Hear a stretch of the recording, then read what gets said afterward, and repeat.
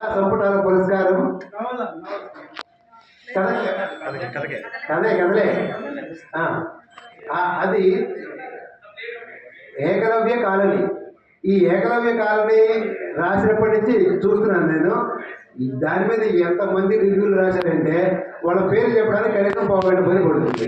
అంచేత అవన్నీ చెప్పను. అతనికి మనందరం కలిసి అభినందన పూర్వకంగా ఒకసారి గట్టిగా చెప్పబడుతుంది.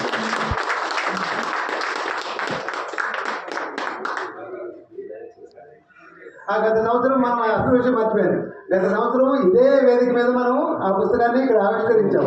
ఆ పుస్తకంతో పాటుగా నా పుస్తకం కూడా సాక్షాత్కారం నవలు కూడా ఆవిష్కరించాం. ఆయనతో పాటు నాకు కూడా సపోర్ట్. ఇప్పుడు అయ్యా సార్ బిజీగా ఉన్నారు. ఒక నిమిషం తర్వాత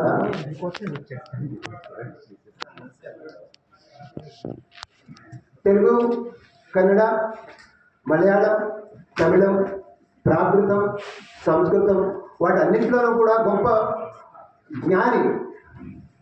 సాంస్కృతిక వైభవానికి భారతీయ సాంస్కృతిక వైభవం, తెలుగు సాంస్కృతిక వైభవం ఈ రెండింటి గురించి బాగా తెలిసినటువంటి మహా వ్యక్తి ఆచార్య గంగిశెట్టి లక్ష్మీనారాయణ గారు. ఆ గంగిశెట్టి లక్ష్మీనారాయణ గారు సిలికోన సాహితీ అకాడమీ అని చెప్పి ఒక వాట్సాప్ గ్రూప్ పెడితే దాంట్లో మొత్తం ఎంతమంది యూనివర్సిటీ వైస్ ఛాన్సలర్లు ఉన్నారో అందరూ దాంట్లో ఉన్నారు. తెలుగులో గొప్ప గొప్ప మేధావులు, పండితులు అనిపించుకున్న వాళ్ళందరూ కూడా అందులో ఉన్నారు. అంత గొప్ప సమితిలో జొన్నలగడ్డ రాంపొట్లు, జొన్నలగడ్డ సరోజమ్మ పేరు మీదుగా జొన్నలగడ్డ సుబ్బు గారు అమెరికాలో ఉంటారు. ఆయన అమెరికాలో ఉంటూ నవలల పోటీ నిర్వహించారు. అది ప్రతి సంవత్సరం నిర్వహిస్తున్నారు. పోయిన సంవత్సరం నిర్వహించినటువంటి నవలల పోటీలో బహుమతులు పొందినటువంటి వాళ్ళు ఇద్దరు వచ్చారు ఇక్కడికి. వాళ్ళిద్దరికీ కూడా మనం ఇక్కడ చిన్న సన్మాన కార్యక్రమం సార్ చేతుల మీదుగా జరిపిస్తాం. మొదటి బహుమతి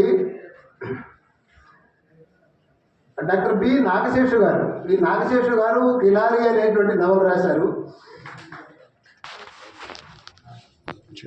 ఆ కిలారి నవల ఎలాంటి నవల అంటే మనం ఒకసారి ఇందాక చెప్పారు కదా యజ్ఞం కథలో కొనసాగి, ఆ యజ్ఞం కథ కంటే కూడా ఇంకా చాలా దారుణమైనటువంటి పరిస్థితుల్లో ఉండేటువంటి అట్టడుగు జీవితాలు రాయలసీమలో ఎంత దారుణంగా ఉన్నాయో చిత్రించినటువంటి నవల. అది అద్భుతమైన నవల. ఆ నవలకి గంగిశెట్టి లక్ష్మీనారాయణ గారు ముందు మాట రాస్తూ ఒకే ఒక మాట చెప్పారు.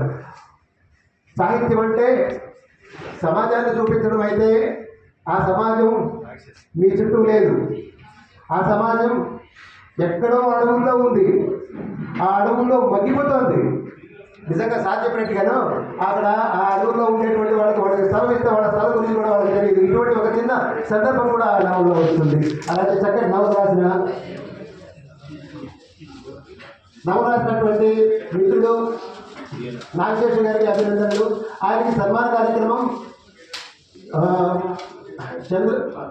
మన శరత్ చంద్ర గారితో పాటుగా నిర్మల గారు, గడ్డ నిర్మల గారు, బిట్టుబాబు గారు,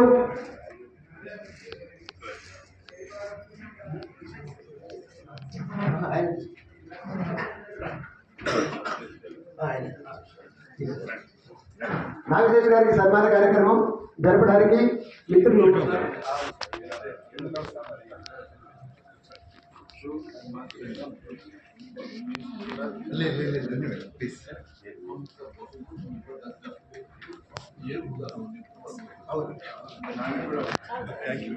ఆ తర్వాత కిలారి నవల్ లాగానే అంతటి మట్టి, ఆ మట్టి వాసన అది చదువుతుంటే మనకి ఆ పేపర్లో నుంచి అక్షరాల్లో నుంచి మన ముక్కులోకి ఒక్కసారి అనిపిస్తుంది.